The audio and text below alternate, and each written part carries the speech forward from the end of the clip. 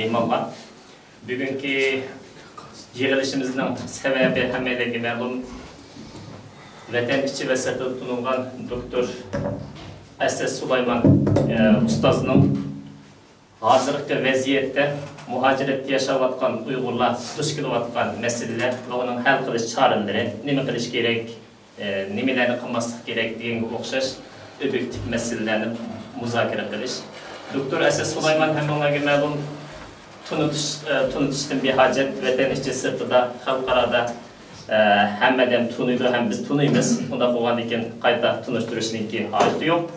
Sorunimizningki bereketlik boshlanishi va bereketlik oxirlashi uchun İbrahim qarindishimizni Sura Tabarakdan 3 oyat o'qib berishga taklif qilaylik. Qani İbrahim qarindishimiz munbarga kelib 3 oyat o'qib bersin. Assalomu alaykum.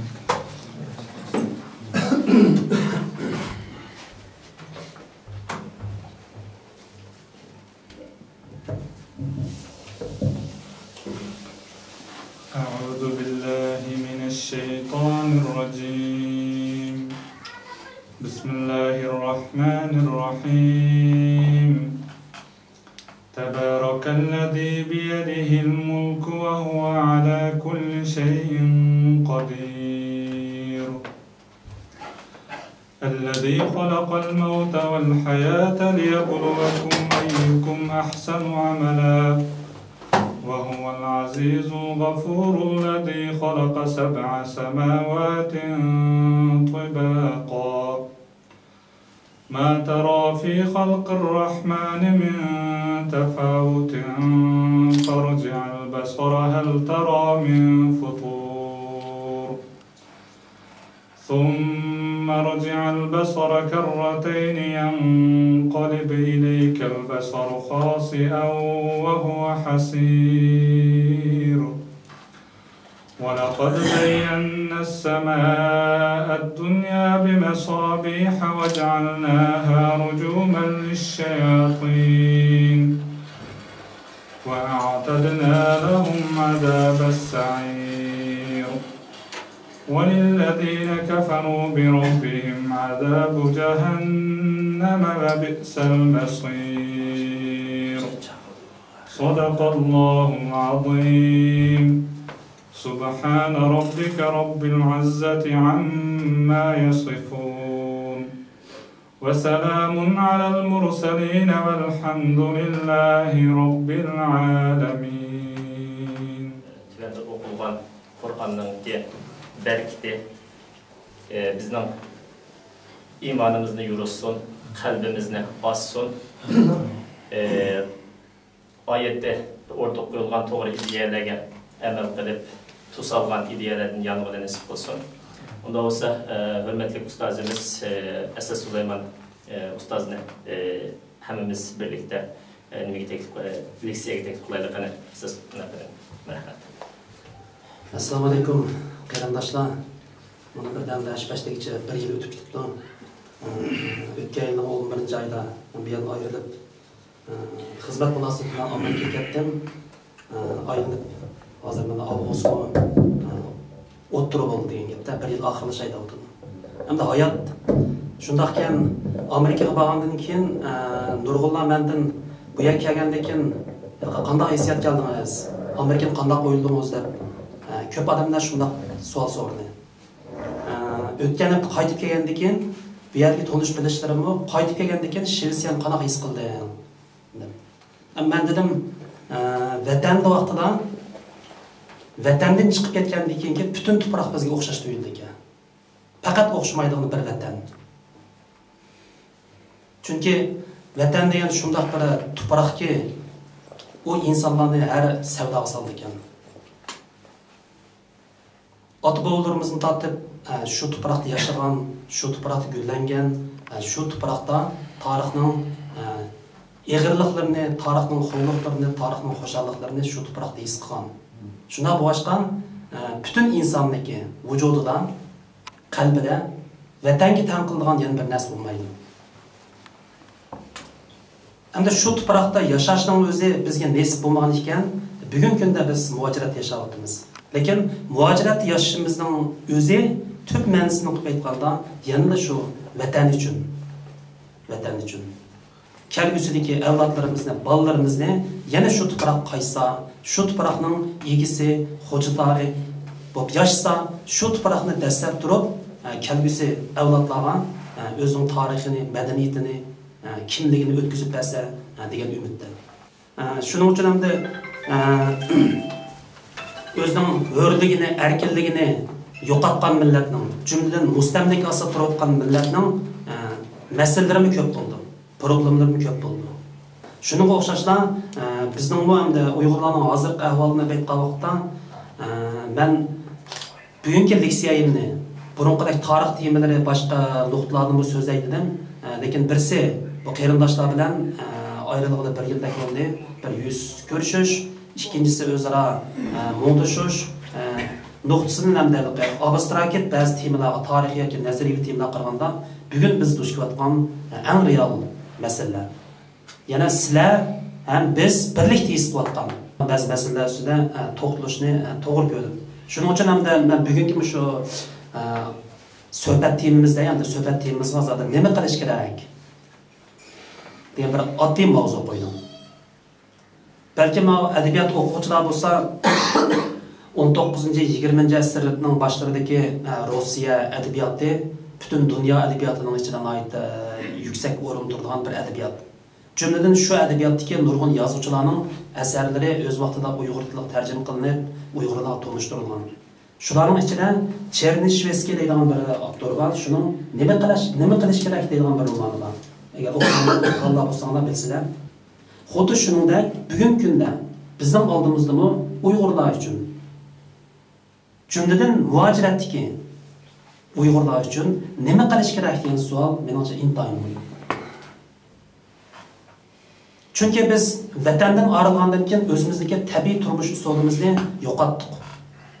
O'zimizning madaniyatimizning ichida turib, bolalarimizni tarbiyalash, yashash, uyg'ur bo'lib yashashni iborat bu liniya, bu relsni chiqardik.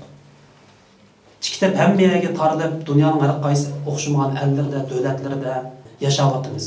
Lekin yashayotgan yerimizda bizning madaniyatimiz emas, bizning milliyatligimiz emas, bizning tafakkur usulimiz emas, balki bu yerga hukmronlik qiluvchi yana bir asosiy madaniyatning qoyilmaqom yashayapmiz.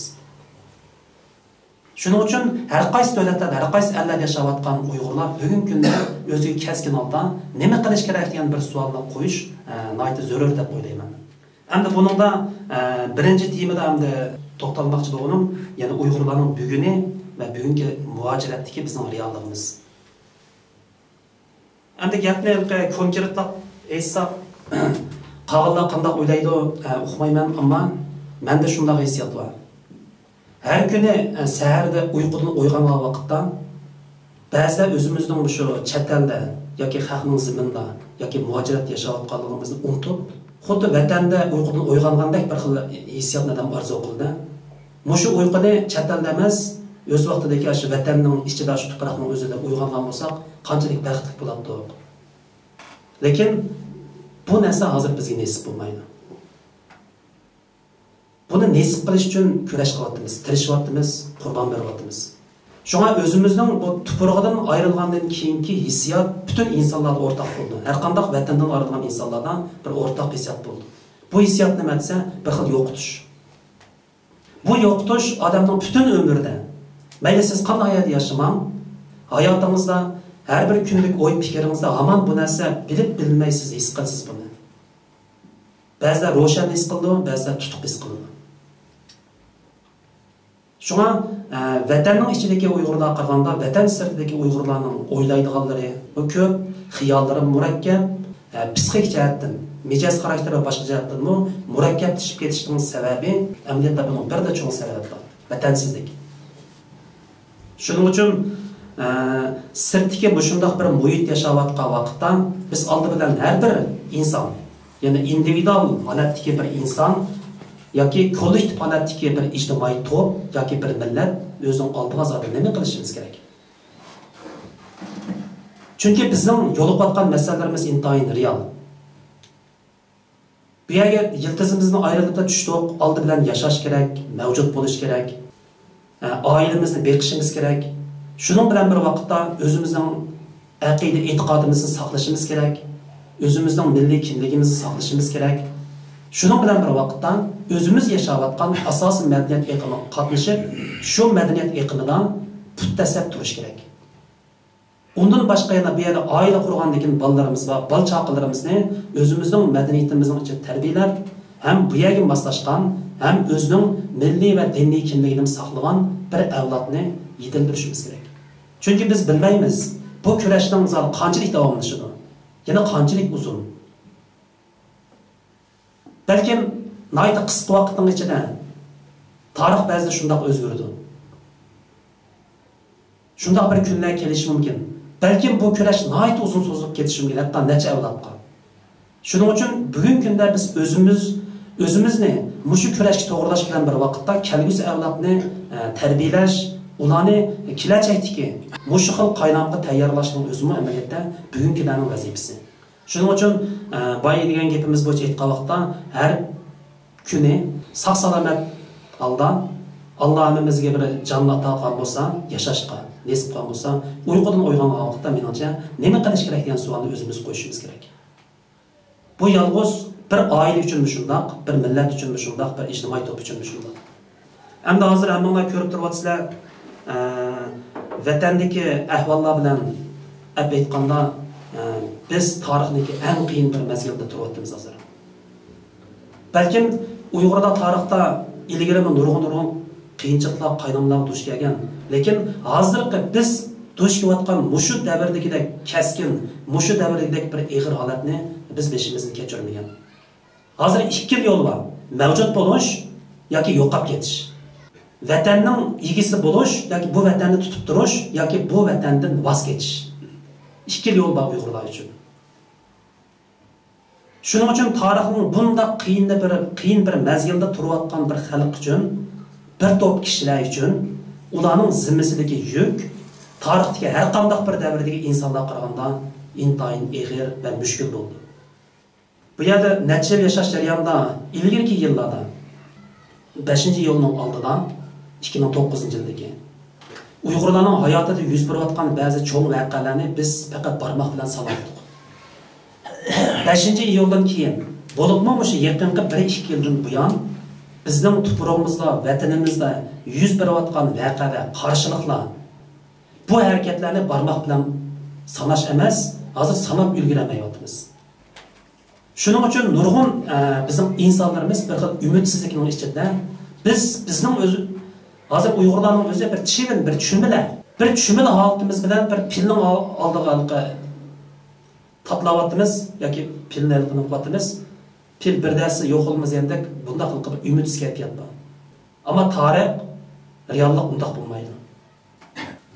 Kurashning kuch selishtirmasi qandaqdir bir to'p insonlarning son jihatdagi ustunligi, ularning kuch jihatdagi ustunligi bu vaqt hodisa.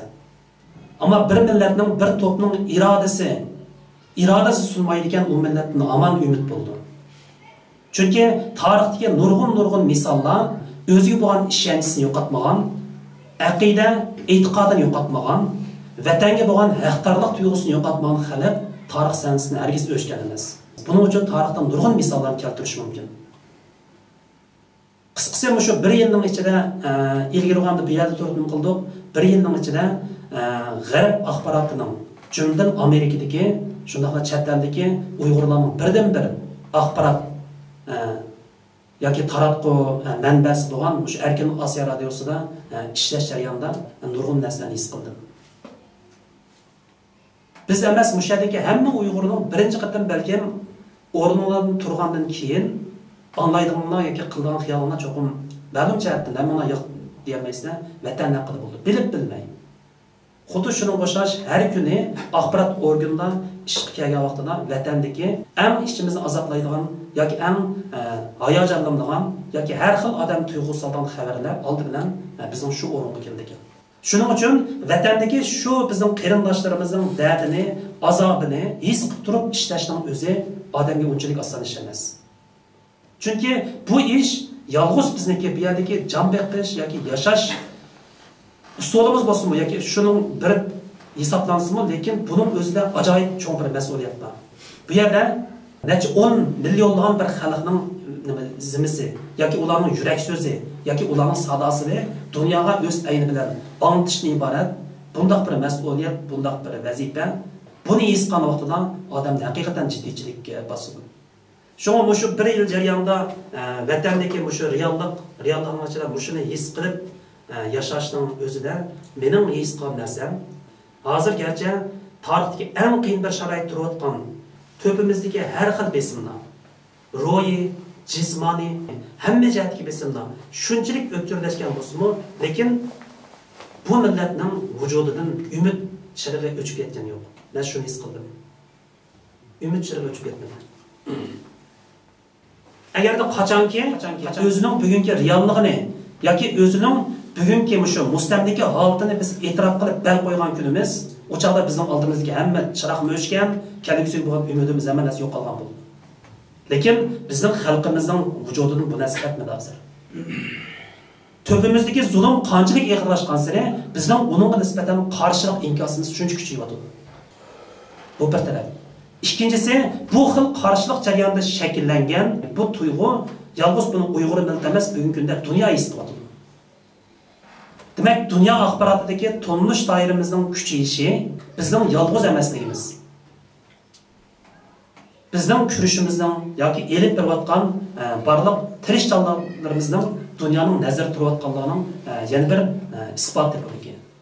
Shuning uchun hamda cho'ng jihatdan butkul muhojiratdagi Uyg'urlar o'zining shaxsiy hayotidan sirt har kundagidek o'zi bilib bilmay xiyolining ma'lum bir qismlari vatan bilan birga turganligi uchun yoki o'zining jismi garchi yot ellarda muhojiratda turayotgan bo'lsa-mu, uning xiyollari yana vatan bilan birga turayotganligi uchun meningcha muhojiratda yashayotgan har qanday bir Uyg'ur men vatanni o'ylamayman. Vatan bilan hech qanday aloqam yo'q, munosabatim yo'q. Desa bu chaqda yolg'onchilik bo'ldi meningcha. Mayli u qanday siyosiy mavqeda yoki qanday o'rinda, qanday aqidada bo'lsin, uning qalbida meningcha vatan degan hukm yana bo'ladi. Shuning uchun bugungi kunda biz har bir kollektiv millat sifatida shundoq ham shaxs sifatimiz bilan har bir odam oldidan o'zing oldigan nima qilish kerak? Men nima qila olaman? Chunki Alloh taolo inson yaratganda butun insonlarni mayli chiroy shakl bo'lsin, yoki his tuyg'u bo'lsin, yoki tafakkur, fikr jihatdan bo'lsin, bir-birisiga o'xshash yaratilgan yana bir inson yo'q. Har bir insonning vujudini bir insondan farq qilgan bunda yaratgan. Shuning uchun har bir insonning o'zi xos ortiqchilik taraflari bo'ldi, kamchilik taraflari bo'ldi. Menda bor narsa balki boshqalar bo'lmasa mumkin, boshqalar bor narsa menda bo'lmasa mumkin. Shunday bo'lg'achqa bugungi kunda bizning shaxs sifati bilan bizning oldimizga qo'yilayotgan narsa oldi bilan o'zimizni his qilishimiz kerak-da, mayda yashayotgandan keyin. Men kim? Mening qo'limdan nima ish keladi? Men nima ish qila olaman? Agar buni to'lib yetgan vaqtda o'zimizning shaxsiy oila turmushimizni hal qilish bilan bir vaqtda amaliyotda sirtdagi bu erkin dunyoda bizning to'pimiz nihoyat cho'nqur mas'uliyat bor. Bu mas'uliyatni har kim o'ziga yarasha o'zining iqtidori yetgan doira ichida, o'zining qilish imkoniyati bor, mumkinchilikning ichida buni qilish kerak. Chunki shundoq bir mazgil, shundoq bir zamon keldi hozir. Bu bir masalamdi. So'zlaydigan birinchi tema. Endi ikkinchi nuqta nima desa, ikkinchi nuqta mayadamda bir qancha mazmunni men selishtirib so'zlamoqchi. Bu yana Uyg'urlik kimligidagi savollar deb tema qo'yib qo'ydim. Bunun birinci nima desa, birincisi favqulodda Uyg'ur bo'lishning o'zi amaliyotda favqulodda bir siyosiy salohiyatga ega bir xalq demak bilan o'xshash. Uyg'ur bo'lmoqning o'zi. Endi buni nima uchun o'tirib qo'ydim degan vaqtda bundoq bir masala. Sizlar o'ylab boqinglar, 2009-yildagi 5-iyul voqeasidan ilgari dunyoning joy-joylariga chechilib ketgan Uyg'urlar bir-birisi bilan bo'lgan uyushish yoki hamkorlashish yoki bir joyga uyish jihatdagi iqtidori Uyg'urlarning nihoyatda chechilib shu zamonda tarqatdi. Hech kimga ishonmaydigan, bir-biriga nisbatan gumon bilan qaraydigan, o'z vaqtidagi shu xilma-xil psixikalik yashayotgan. Ammo 2009-yildagi bu voqea garchi bizdagi necha yuzlagan, necha minglagan qarindoshlarimizning qon badali bilan ketgan bir voqea bo'lsa-mu, bundoq bir voqeaning Uyg'urlarning tarixidagi burilish nuqtasi yasash jihatda buning roli intayin zo'r bo'lgan. Chunki hamma millatning tarixi shunday. Tarix o'qiganlar bilsizlar, masalan, Xitoy tarixida 4-may deydigan bir harakat bor. 4-may harakati Xitoy tarixidagi ne cho'ng harakatlarga solishtirganda unchalik cho'ng harakat emas. Ammo 20-asrdagi Xitoy tarixining burilish nuqtasi deb qaraydi 4-may harakatini. Chunki bu yoshlarning harakati. Bu Xitoylarning qo'li qurol elib, chet elliklar bilan so'qishgan, masalan, Afyon urushi deyli, yoki yangilik ko'chish deyli, yoki boshqa harakatlar bilan solishtirganda 4-may harakatining cho'ng'iligi, zilzilasi yo'q.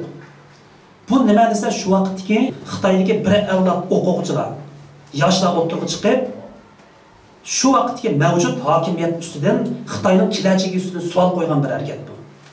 Shuning uchun bugunga qadar Xitoyning kuchlanishida, dunyodagi bir zo'r bir kuch yetilishida 4-mayni bilan nihoyat cho'ng bo'ladi. Chunki bu Xitoyning ro'yi jihatdan bir cho'chib uyg'onish tarixining burilish nuqtasidir. Shuning uchun muhojiratdagi Uyg'urlarning yoki vatandagi Uyg'urlarning oldini aytgandimi, garchi 5-iyul harakati bir odatdagi mundaq bir harakatdak Uyg'urlar tarixidagi son sanoqsiz voqea hodisalarning ichidagi birdek tuyulsa-mu, lekin Uyg'urlarni bir qatam ro'yi jihatdan cho'chitib, sayitishda, uyg'otishda bu harakatning roli intayin zo'r. Shuning uchun qarab yaqinlar mayli vatanda bo'lsin yoki muhojiratdagi Uyg'urlarning ichida bo'lsin, 5-iyuldan keyingi Uyg'urlarning kayfiyati xarakteri bilan 5-iyulning oldidagisini solishtirsanglar, nihoyat zo'r farq bor. Demak, shunda bir qatamliq ro'yijatdan uyg'onish ba'zida millatga o'z haqida qayta o'ylash fursati berdi. Menimcha 5-iyul harakati Uyg'urlarga bir qatamliq keng ko'lamli o'z haqida, millat haqida, kelajagimiz haqida o'ylash fursati berdi. Shuning bilan bir vaqtda 5-iyuldan keyin hozircha qisqa bo'lgan shu 5 yilning ichida Uyg'urlar hayotida, Uyg'urlar tarixida ajoyib cho'ng ishlar bo'lib ketdi. Bugungi davrda biz mushu davrda yashayotganligimiz uchun bizga bilinmaydi. Bizga bilinmaydi. Hatto kunda radiodan u bu narsalarni anglayverib vatanda bu voqealarga hatto ko'nib qoldikda, shunday bo'lish kerakdek ko'nib qoldik. Lekin bu bugun biz yashayotgan tarixning mushu bo'ldigida bizga odatdagidek voqea bo'lgan bilan, masalan, bundan 50 yil o'tsin yoki 100 yil o'tsin, bu Uyg'ur tarixidagi ajoyib bir zo'r davr hisoblanadi shu. Davr bo'lgich bir davr hisoblanadi. Kelajakda bu tarixda yozildi Uyg'urlar.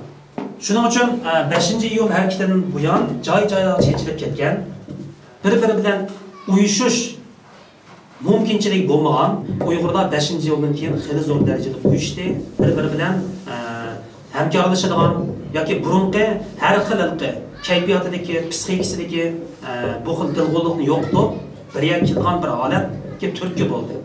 Shunga hozir Uyg'urlarning ichida bir gap bor, Uyg'ur bo'lib tug'ilmoqning o'zi amaliyotda bir siyosiy. Shu mayada men faqat Uyg'urlar bilan qolgan ikki millatni selishtirma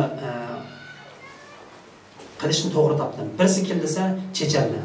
Masalan, Rossiyaga nisbatan aytganda, chechen desangiz bu bir millatning ismi. Ammo Rossiya uchun bu millat siyosiy millat. Mangu siyosiy millat. Chechenning ichidan chiqqan har qanday narsa men siyosat bilan ko'rim yo'q. Men faqat o'zimning hayotimni o'tkazsam bo'ldi deb o qanday qashindaq o'ylashni qat'iy nazar Rossiyaning ziminda butun ruslar chechen bo'lishning o'zini bir siyosiy deb qaraydi. Chechenning siyosiyligi qachon Checheniston mustaqil bo'lgan kuni oxirlashdi bu xil salohiyat. Chechen millatining a'zolariga. Yana masalan Falastinliklarni aytib beraman. 47-yildagi Isroilga besib kirib, bu yerda Isroilni qurgandan buyon Falastin butun dunyodagi bir qizg'inlik tushib keldi. Shu kundan boshlab Falastinliklarning har bir falastinlik siyosiy millatga aylandi. Bu xil salohiyat toki Falastinning masalasi to'liq hal bo'lguncha davomlashadi. Bugungi kunda Uyg'urning masalasi shunday. Shunga hozir ba'zi ishlarga hayron qolamizdan bu ziyolilarning ichida bu nasnoyat ig'ir. Masalan, Nurg'ullar sirq chiqqandan buni to'g'ri tushunish bo'ldi, chunki bu bizning beshimizdan o'tgan, hammamizning beshidan o'tgan. Chunki biz favqulodda bir davlatdagi favqulodda siyosiy muhitning ichida yashaganligimiz uchun bu siyosiy muhit bizning psixikimizga, o'y fikrimizga, hamma narsaga singib ketgan. Xuddi 70 yillik sobiq Sovetlar ittifoqi davrida Sovet ittifoqidagi butkul millatlar kommunizmdan iborat bu tuzilma ostida bir kasalga, psixik kasalga giribtor bo'lgandek, Xitoydagi butkul osonlik millat davatqonlarning o'zidimi Xitoy tarafidan ularning vujudiga, psixikasiga, hamma narsaga sindirilib qo'yilgan bir xil qo'rqinish bo'ldi. Bu qo'rqinish sababidan chet ellarga chiqib necha yillarcha esi kelmaydigan qo'rqinish vaymining ichida yashaydigan bir holat bor. Hatto ba'zilar o'zining chet eldashi yashaganini, hech nimaga aralashmay yashaganini kelgusida vatanga qaytib qolsam bu mening dasmoyam deb qaraydi. Ayaga kirib borman, menga hech qanday qarshi surkanmadi deb mundaq o'ylaydigan Uyg'urlar nayt ko'p. Endi buni hozirgi bizning realligimizni o'ylasak, vatanning ahvoli bilan muloyiza qilsak, har bir individual shaxs sifatida to'g'ri tushunishimiz mumkin. Chunki bizning realligimiz shu. Ammo siz o'zingizni siz qarshilik qilayotgan hokimiyatga nisbatan mangu aqlab bo'la olmaysiz. Bugungi kunda Uyg'ur alqachon uning beshiga o'zi tarafidan bostirilayotgan hokimiyat tarafidan dunyodagi bor batnomlarning hammasi döngeldi hozir. O'ylab baqaymiz, qisqagan 50-60 yillik tarixni o'ylab baqaydi. 50-yillardagi yarlik millatchi, 60-yillardagi Sovet revizion, ya'ni shu jonjo'yichi deb qo'ydi Xitoycha. Demak, Sovetning keyindan mangan bir davrdan o'tkazdi. 80-90 kelganda bo'lguncha dedi. 2000-yil boshlangandan keyin diniy asabiychi dedi. Eng oxirida 2010dan keyin terrorchi deb ataldi hozir. Amaliyotda bu qandaqdir bizning ichimizdagi ayrim bir odamlar emas, bu butun millatning gavdasining ichidagi ishlardan. Yana masalan, Ishkirda 80-yillarda bizning nurg'un qarindoshlarimiz kavobchilik tijorat o'pinasi bilan Ishkirdagi odamlar berib o'sha tijorat qildi. Xitoyning ishki o'lkalarida. Ammo Xitoy o'lkalarida Uyg'urlar qo'yilgan bir ism bor. U nima desa hammasini kavobchi deb qaraydi. Kavobchi yoki o'g'ri. O'g'ri ikkala nom borda. Buning ichida hammasi borda, aning ichida berib o'qiyotgan, oliy maktablarda ishlayotganlarmi, u qanday hayot yashashini qat'iy nazar, agar Uyg'ur bo'lgan, Shinjongda bir qaraydigan, uning o'zi o'g'ri, kavobchi bir necha raqamlar bilan ekan. Shunga dunyoda inglizchada bunaqa stereotype deb qo'ydi. Masalan, bir millatning boshqa millatlarga nisbatan ya'ni sinib qolgan yoki o'zishib qolgan bir xil hukm bo'ldi. Masalan, shvedlar uchun dunyoning hamma yeridan kelayotgan millatlar ijtimoiy to'plab yerda yashaydi. Balkim shvedlar qanday o'ylaydi desa, Somaliya degan vaqtda shvedning kallasida bir hukm bo'ldi. Bir stereotype bo'ldi bular. Demak, Somaliya mundaq odam. Balkim o'ylash mumkin-da, bularning balasi ko'p deganmi, buning ichidagi bir stereotype. Ko'p balliq bo'ldi degan. Bu millatga aniq o'sishib qolgan bir hukm bo'ldi, hukm. Shunga bu hukmni bu millatning o'zini yo'tkatish intayin tez. Buning uchun bir qancha avlod kurash qilishga tirishchilik ko'rsatish to'g'ri keldi. Shuning uchun endi bizning vatanning ichida turib, Xitoy bilan qarshilashayotgan yoki buning bu xil hukmronligi men bo'y egmayman, qabul qilmayman deyotgan bir millat bo'lganligimiz uchun, u bizning beshimizdagi bu xil qo'yilgan qalpoqlarni buni avtoman buni yo'q qilman deb qilishning hojati yo'q, hech qanday hojati yo'q. Chunki buni biz o'zimiz qo'ymadik, bu boshqa tarafidan bizga qo'yilayotgan isim. Hozir bizning vazifamiz nima desa, o'zimizni qanday qilib dunyoga to'g'ri tushuntirish. Chunki biz dunyoga o'zimiz tarafidan tushuntirilmayapmiz. Boshqalar tushuntiryapti bizni. Eng oldi bilan vatanda bir ish bo'lsa, bizda mustaqil media taratquv yoki axborot bo'lmaganligi uchun oldi bilan shu yerdagi hukmron axborotlarning tushuntirilishi dunyoga chiqadi. Dunyo bu narsani official, ya'ni official deb qaraganligi uchun mushunning oldi urgan narsani. Lekin hozir bugun kundlikda radiomi shu yoki Uyg'urlarning qo'lidagi boshqa tor va boshqa nurg'un taratquwlar shu, biz xalqning tushuntirishini emas, biz o'zimizni o'zimiz tushuntiraylik. Biz o'zimizni o'zimiz hammadan yaxshi bilamiz. Bizning hamma ishlarimiz o'zimizga boshqa qaraganda hammadan oydin. Shuning uchun o'zimizning eg'iz orqali xalqqa o'zimizning realligini deb beraylik. Deb buning uchun tirishyapmiz. Amaliyotda bu yerda o'tirgan har bir shaxsning to'psiligi bir vazifa. Chunki siz Shvetsiyada yashayapsiz. Kunlik hayotingizda hech qanday nurg'un shvedlar bilan uchrashasiz. Hammamizning beshimizda o'tadi. Her qanday shvedlar uchrashsa so'raydiganda sen nereden kelding, sen kim deydi. Bu nayt yaxshi fursat mush savolni bergan vaqtda. Yaxshi fursatda bu vaqtda cho'qim erinmay, terikmay, oldi bilan o'zingizni tushuntirishingiz kerak. Men kim zodi? Men qanday millat? Qisqacha ahvolingizni tushuntirishning o'zini tashviq qilishning bir usuli. Chunki yolg'iz mediaga, axborotga yoki taratquwlarimizni qarab qolsak, bu mu cheklik. Har bir odam o'zi uchun bir individual nuqtadan bu odamni tirish kerak. Har bir inson. Bunun o'zin bir kurash. Shuning uchun hozirgi sharoitda hamda vatandan ayrildik, ayrılgandan keyin vatandan ayrılgan bütün Uyg'urlarniki ahvoli Xitoy uchun hammasi o'xshash. Men aşağıda mushuni ta'kidlab qo'yman. Vatanning sirtida yashayotgan barliq Uyg'urlar Xitoy uchun hammasi o'xshash. Mayli siz siyosatga aralashing, aralashmang. Chunki sizning Uyg'ur bo'lishingizning o'zi bir siyosiy. Bugungi kunda hech bo'lmaganda tarixning bugungi kunda shunday.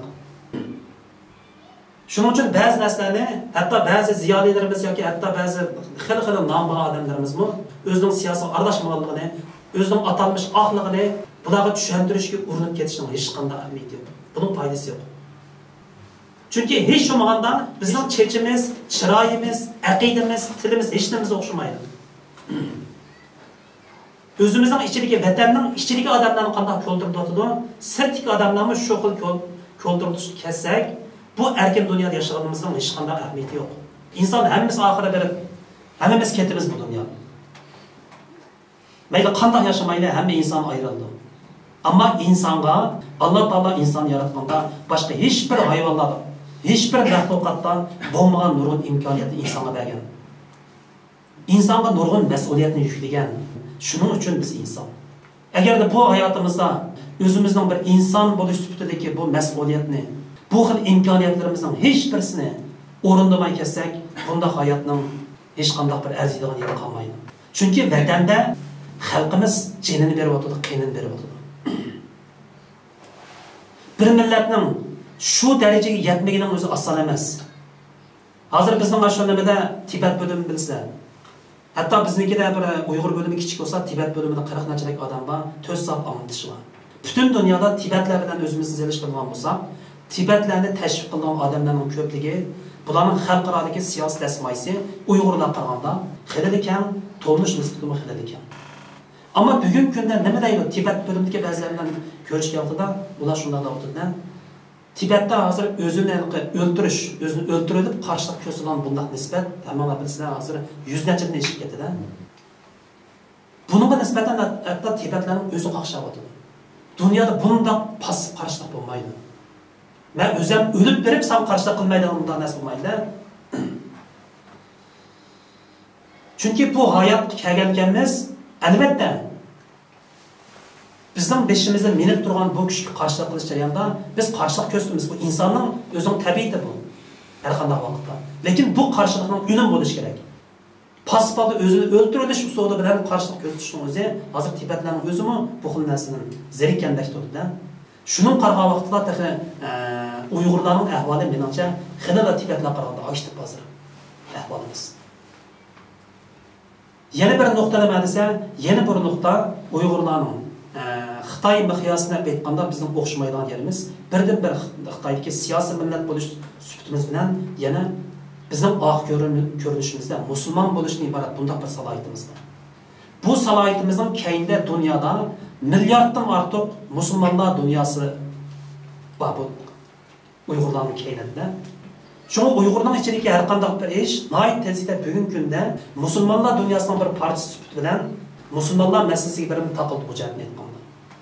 Shunga gerçi bu uzun mezgillik bir jarayon bo'lsa-mu, gerçi buning qachon yuz berdiganligi, qachon bu unumning ko'rilganligini hozir biz aniq kesib aytolsak-mu, lekin bu kurashning, bu tirishishning, bu xil urinishning unumining hamon bo'lganligiga bo'lgan ishonchi bor. Demek endi Uyg'urlikning o'zining bir xil siyosiylikdan iborat bunda holat bilan jaralishib ketishning o'zini menimcha qarindoshlarning hammasi to'lib yetish kerak. Endi hozir biz selishtirib qildik Uyg'urlar bilan Chechenlar yoki Falastinliklarni aytgan vaqtda bu selishtiruvning ichidan yana mundaq bir masalalar bor. Bu nima desa, gerçi bizning ahvolimiz mayli Chechenlar bilan yoki Falastinliklar bilan o'xshab ketsa-mu, ammo yana bizning bular bilan selishtirmoq vaqtda bizning passiv taraflarimiz ham ko'p. Yoki bularga yetmaydigan ba'zi taraflarimiz bor. Chunki o'ylab boqayli, mushu bu yil kelgandan buyon, birinchi oydan buyon toki hozirgacha bizning vatanda yuz bergan voqealar hargiz Falastindagi voqealarni qilishmaydi. Mayli uning ko'lim bo'lsin, o'layotgan odamning soni bo'lsin, hatto aşağıda hüküm sürüvatkan bu xillikda muhit Uyg'urlarga tushayotgan besimning nisbati menimcha Falastindagidan yuqori bizniki. Ama xalqaro axborotlar qarab yapmanlar. Xalqaro axborotlarning, masalan, eng chong media yoki gazet jurnal degan masalan Washington Post, New York Times degan gazetlarniki betiga qaraydigan bo'lsanglar, Falastin haqida berilayotgan xabarlarniki 20 yoki 30 dan biriga yetmaydi bizning xabarlar. Berilsimi aradagi burchakka bunda qisilib o'tib ketadi. Falastinning keyinda 10-20 degan arab davlatlari bor. Bütün musulmonlar bor. Falastinda bir voqea bo'lsa, dunyodagi yuzlagan muxbirlar naq maydonga kirib, apparatlarni to'g'rilab, shu ko'rinishlarni butun dunyoga taqdim oladigan imkoniyati bor. Lekin bizning-chi Falastindan mushkul holat yashayotgan bir xalqning dunyoga deydigan eg'izi yo'q. Dunyoga anglata oladigan ovoz yo'q. Gerçi bu ovozlar, masalan, Erkin Asiya radiosi va boshqa taratqulardek bo'lsa-mu, lekin bu taratqularning kuchi yana hozir cheklik. Hatto biz Uyg'urlarning ichidagi bugungi reallikning intayin oz bir qismini, 100dan birini anglatyapmiz hozir. Biz anglamayotgan, dunyoga ayon qilmayotgan bizning tartibimiz shu betda hozirgi shu qattiq kontrolli, mushning ichida bizning nurg'un narsalarimiz yetkazolmayapmiz. Shuning uchun bugungi kunda bizim qarindoshlarimizning ichida albatta to'g'ri Falastin, Suriya va yoki Iroq bular albatta musulmonlarning bir parchasi bo'lish sifatimiz bilan bularga ko'ngil bo'lishimiz albatta bizning mas'uliyatimiz, burchimiz. Lekin bugun bizning masalamiz, bizning problemimiz bular qaraganda natijasi og'ir. Bizning oldimizga vazifa intayin aniq mushunday bir holat yashayotgan bir millat o'zimizning masalamizni tashlab qo'yib başkalarının meseleye bütün dikkat nazarımızı aldırmazsak, bütün gücümüzü şu yerine kısak. Bu özümüzün meselemiz mengü hal olmaydı. Şunun için bugün gündükte bizim qarindoshlarımızın talep kıldığımız, yoki qarindoshlarning his qilishga tegishli muhim nuqtasini aytsa, bizning eng muhim meselemiz vatan, vatandagi mesele, özümüzün meselemiz. Çünkü başkalarını özünün başka anlatılan ulanın meselesini deydigan insanlar var. Bizning özümüzün başka hiç kimimiz yok. Hem de ahirki bir nokta şu muhaciratdagi, yani muhaciratdagi o'zimizning hayotimizni qaytib kelaydi. Yo'qotganlarimiz va imkoniyatlarimiz bizning. Men bu temada faqat 3 nuqtani so'zlab o'tishni to'g'ri topdim. Birisi Uyg'urlarning chet eldagi hayotda boshlangandan buyon, muhaciratdagi hayotda boshlangandan buyon Hem de bu hukumun şundan hep durumumuz, emniyette bizim muhaciratdaki tarihimizni sürüştürsek, nayet uzun bir takıldı. Eşimanda 20. asırda çoğrak köçüşler, mesela 30-40 yıllar yoki 60 yıllardaki Xitoy bilan sobiq Sovetlar ittifoqining munosabati buzilgandan keyin zo'r turkumdagi bizning qarindoshlarimiz Sovet ittifoqining O'rta Osiyo jumhuriyatlari ko'chib chiqib, tunji qatimliq bir ko'chmanlar to'lqini yoki muhacirat to'lqini hosil qilgan. Hem biz bunu mu koyup durup bugün günde fakat 80-90 yıllardan başlangan Uygurlarning şu g'arbdagi muhacirat hayotga to'xtalgan bo'lsak, bunun özü de biz so'zlaydigan, biz ta'kidlaydigan yoki bugungi kunda biz hal qiladigan nurg'un masalalar to'lib yetibdi. Masalan, chet ellardagi bizning kurash usulimiz nima desa intayin cheklik. Eng chong ko'zimizga ko'rinadiganimiz bir qanchadan cho'ng voqealarni xotirlash yuzidan namoyishlar o'tkazamiz. Yoki xotir faoliyatlarini o'tkazamiz va boshqa har xil shunday usullar va hokazolar.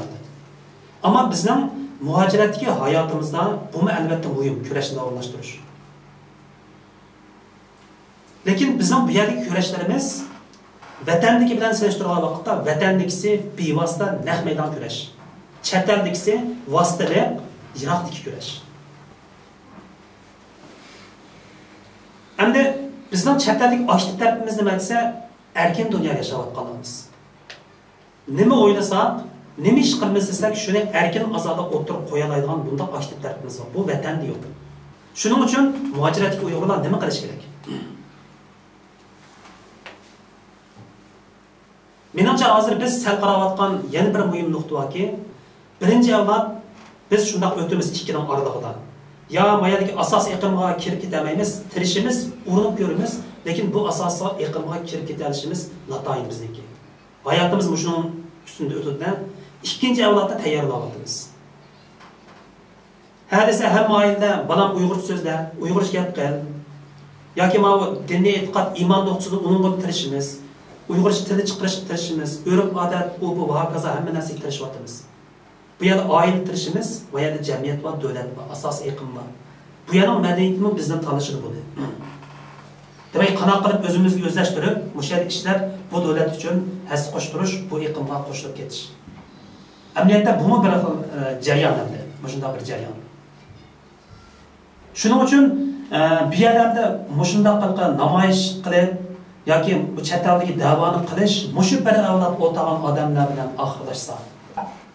Ikkinchi avlod qolganda, ko'cha chiqib hatto yig'ilgan odamlarni qolmasa, o bizning ikkinchi avlodimizga kelganda bu tilda turib, o'zining ona tilida turib so'zlaydigan bizning insonlarimiz qolmasa, yoki bugungidek hayit ayam va yoki juma deymiz, boshqa taat ibodatlarni qiladigan masjidlarimizga yig'ilgan bunday bir avlodlarimiz qolmasa, chet elda biz nima uchun tirishdik? Nima uchun muhojiratga chiqdik? Bunun kütüp maqsad nima? Agarda shunday kunni Alloh taolo nasib qilsin, agar shunday bo'lib qolsa, bu bizning xatoligimiz. Hech kim bu chog'da tinch yota olmaydi. Amaliyotda 15-20 yilning ichida bu xil reallik bizning ko'z oldimizga ko'rinyapti. Shuning uchun menimcha muhojiratdagi hayotimizda biz qilishga tegishli narsa bu yerdagi davoni davomlashtirish bilan bir vaqtda bizning bolalarimizni qanday qilib ularga ikkinchi avlodga ham o'zining milliy ham diniy kimligi bilan Uyg'urlik qolipini saqlab qilish ularniki. Buning uchun hozir hamma yerda mushu tema ko'p ko'tarilyapti, hozir ham his qilyapmiz, chunki bolalarimiz cho'nglayapti. Oldi oliy maktablarga kirdi bolalarniki. Bu jarayonda hamda 10-15 yil, 20 yil bo'lgan keyin odamga bunday qarab o'zining o'tgan kunlariga basqan qadamlarga qarab bir o'ylash bo'lgan ekan-da. Bolalar kichik vaqtida hech kimga bilinmaydi, yosh vaqtimizda. Lekin hozir bizning o'ylangan vaqtimiz keldi. Chunki bizning oldimizga kelgan bu yerga turklar deymiz, kurdlar deymiz, ironliklar, boshqa millatlar hammasining oldiga mushu qadam kelgan. Ular shu qadamlarni bosdi. Hayotidan ular tajriba, saboqni hosil qildi. Qandoq maqsa o'zini saqlab qoldi, qandoq maqsa yo'qolib ketdi. Qandoq maqsa keyingi avlodlarga shu xil mas'uliyatni qoldira oladi, qandoq qilsa keyingi avlodlar u xil mas'uliyatni unutib, o'z yashayotgan shu davlatning, shu tuproqning, shu zaminning bir parchasi aylanib ketadi. Bu narsani boshqa millatlar biz qaraganda oldin peshini kechirib bo'ldi. Tajriba saboqlarini tayyorlab bo'ldi. Lekin bizchi bizda tajriba unchalik yetarli emas. Biz yashayotimiz. Balkim u yo'lga ketishimiz mumkin, balkim bu yo'lga ketishimiz mumkin. Shuning uchun bu qat'iy sal qarash qilmaydigan bir tarafda, ham mening his qilganim bir xo'sh bo'lgan yerim hech bo'lmaganda men biladigan Shvetsiyadagi tanishib bilish bizning qarindoshlarimizning oilalarida biz bolalarimizni har holda o'zining zuvoni, o'zining ona tilini so'zlash imkoniyatimiz ham yomon emas kabi. Mening his qilganim Turkiyaga bad o'qimaydi, arab tilini misollaydi va yoki Amerikani misollaydi. Her holda bizda mayada bolalarimiz xilila o'zining ona tili bilan oilada so'zlab, bunday bir imkoniyatni biz tirishimiz bu yerda. Balkim Yevropadagi boshqa davlatlarda ham shunday bo'lishi mumkin. Biz kontr taraflarni o'zim o'qib ketmayman. Am Amerikada lekin bunday diqqat qilsam, oilalarda bolalarning Uyg'ur so'zlash nisbati bu yer bilan Shvetsiya bilan solishtirganda bu yerda unchalik emas. Ko'pincha bolalarning shu ingliz so'zlashib yurganini ko'rdim. Shuning uchun bu hamda bugun kunlikda ota-onalar bak bilinib ketmaydi, o'g'it olmaydi bu deymiz. Lekin vaqt o'tgan kuni qat'iy ilgarimaydi.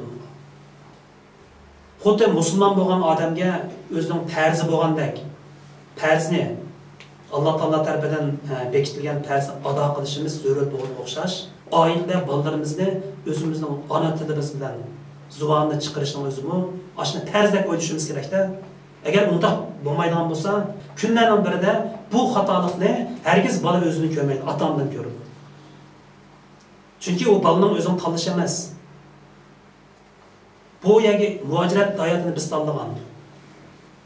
Bola o'zining nima tug'ilishini bir bola, nima yashashini o'zi bilgan emas oldin. Bu yuk, bu mas'uliyat otamning ustidagi mas'uliyat. Shuning uchun shu bolalar masalasi bizning oldimizdagi bak real masala. Hamda natijadan buyon bu Shvetsiya Uyg'ur ma'rif uyushmasimi maktab, ona tilida maktab ochib, bolalarni izchil tarbiyalayapti. Başka yerlik Uygurlar tirişçanlık gösteriyordu. Ama muşu vakıttan özüde bizge cemaat yığılmayıvatkandak, ballarımızı tazarıp ünüm kömeyvatkandak, mandak tuyuluşu bazı vakitte. Çünkü her kademde hemen narsiga cemaatimiz derhal uyuşup bunun kitabıgelligimiz için ayrım sandaki bir kısım adamlarımız köprek bununla kurban berdi, japat atıdı, bedel tölaydi bununla. Lekin bu işni to'xtatmasdan izchil davomlashtirishning o'zi emniyetli bir g'alaba. Chunki odamlarning bu xil reallikni his qilishiga vaqt kerak chet elda. Tunogin chiqqan odamdan bu mundaq o'ylamadi, bu bundaqkan, undaqkan degan bilan u oy vatanlik kalla bilan bu yerga chiqdi, ashalik muhitlik kalla bilan. Bu yerga chiqib, kayfiyatni tanishashga, vujudidagi qo'rqinchlarni taqitishga, o'ziga bo'lgan ishonchni turg'izishga, bu yerdagi jamoatga uyushga vaqt ketadi. Bunun birden bir amali uzun müddetlik, sevirçanlık, taqat bilan oxirigacha olib borgan bo'lsak, ammo bunun hamon g'alaba qilganimiz. Lekin buning jarayon vaqt kerak. Shuning uchun hamda yiroqdagi biz qo'limiz yetmaydigan g'oyiviy narsa qarorlar, ko'z oldimizdagi real narsani tutishning o'zi bu aqllanlik. Shunga oilamizga qaytgandan keyin hammamizning ko'z oldimizda balamiz bor, hech bo'lmaganda o'zimizning balamizga mas'ul bo'laydi. Her bir aile, her bir şahıs, atana, parça mesul oluştu. İnkılap bir yerden başlandı. Bu vallahi meselesi. Yeni bir taraf bir yerde ta'kidlamak olan yeni bir tarafı ben bugün şu ayollar meselesini ta'kidlab o'tishni to'g'ri topdim.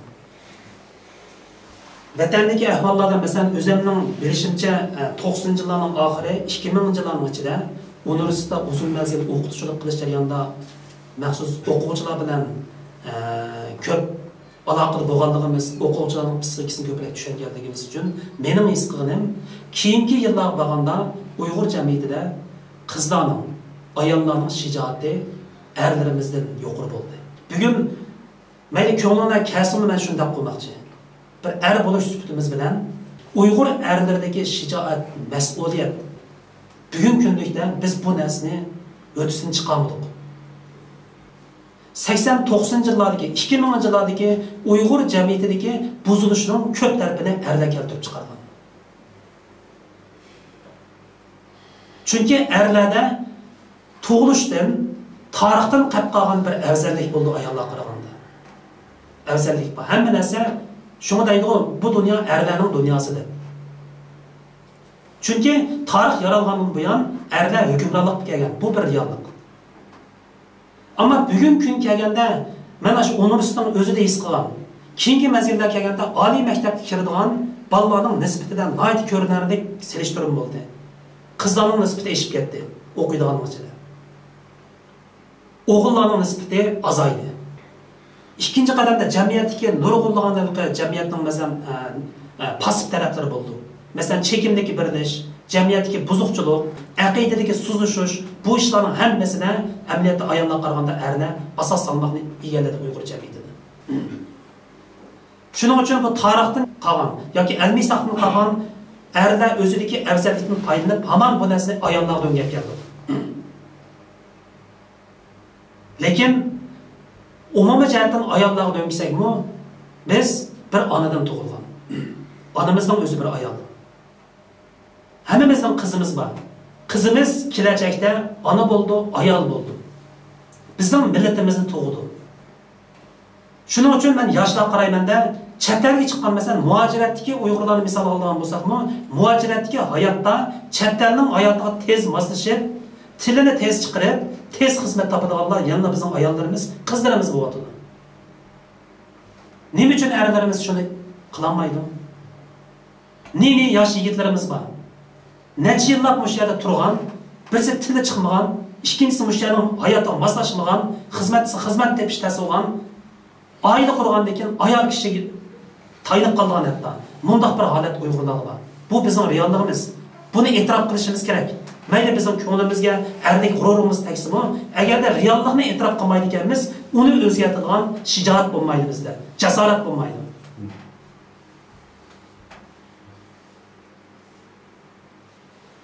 Ayollarni boshqarish kelganda Uyg'urlardek boshqaradigan millat dunyoda nayt az. Ayollar ajoyib egi chiqamiz. Jidal majra chiqqan diqqat qilib qo'yinglar. Birisi ota-onasini tanlab yoki boshqa narsani tanlab gap qilsa Uyg'urlar qarab turdi. Xotini topgan kuni Uyg'urlar pichoq ko'tarib chiqadi. Hayotini berishni yanmaydi. Acaba ayollar shunchalik ega bo'lgan bir millatkanmiz, amaliyotda bugungi kunda erlar o'zi qiladigan mas'uliyatni, o'zi ustiga oladigan bu mas'uliyatni o'zining zimmasiga emas, bularni ayollar tashlab berishning o'zi albatta erlar uchun nomus. Shuning uchun mayli vatanda bo'lsin, mayli muhojiratlik hayotda bo'lsin, bir millatni yetaklab ma'nodagan er bo'lgan ekanmiz, albatta erlar o'zining mas'uliyatini unutmaslik kerak. Mayli oilada bo'lsin, jamiyatda bo'lsin. Şu vaqt münasebeti bilan men qisqa chiqarib hamda bugun cho'ng'algan nimam yo'q. Mening so'zlaydiganlarim shu, qolgan vaqtda erkin ozoda qarindoshlarning qanday qilib savollari yoki bir temalar bo'lsa, deyishsak, erkin munozara qilsak, hammaga rahmat desa.